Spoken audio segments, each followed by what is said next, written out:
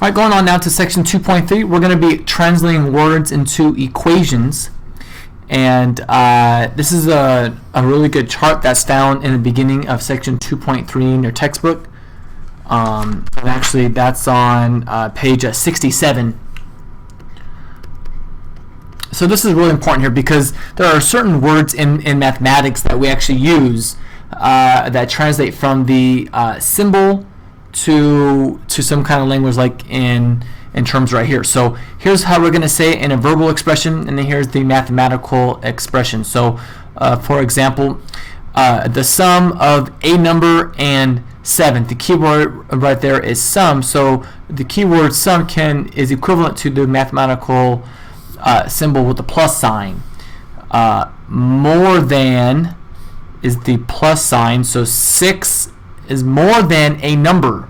More than, this is actually really important here because when you see the word more than, you're going to be doing a plus 6, which is why normally you would want to maybe think that this would be 6 plus x, but it's x plus 6. So that always happens when you have a more than.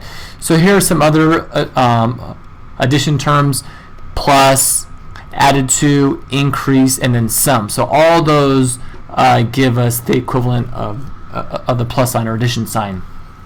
All right, so you can go through the rest of these, just seeing all the different vocabulary for less than, for subtraction, for multiplication, times, as much as, twice, the product, and quotient divided by ratio for division. Okay, so we're going to be using these now to do our first few examples here.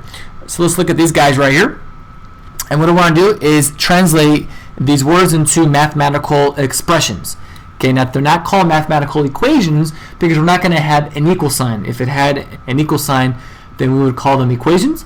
But since there's not going to be an equal sign, but we still have numbers and variables together, that's why we call it an algebraic expression then.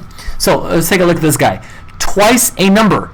Well, if there's something that we don't know, then that's what we're going to have to be our variable. So we'll just name our variable x. So twice our number. So that's what this is. Twice the number is 2x. Decreased by 13, minus 13.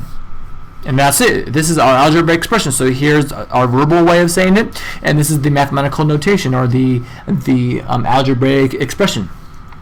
12 increased by 4 times the number. So 12 increase, which means addition, by 4 times the number. So 4 times, I'm now going to use a.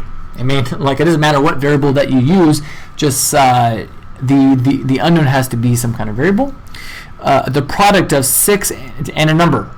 The product, what means multiply, so the product of 6 and a number decreased by 14. Decreased by 14. All right. Lastly, 15 more than. Remember how we talked about the whole more than, where you're going to do 15 plus. So 15 more than 1/2 of a number. So if I want to do half of a number, well, I take that number and then I divide it by 2. Right? I mean, okay, so that's half of a number. And then you need to add 15, so it's more than. Okay.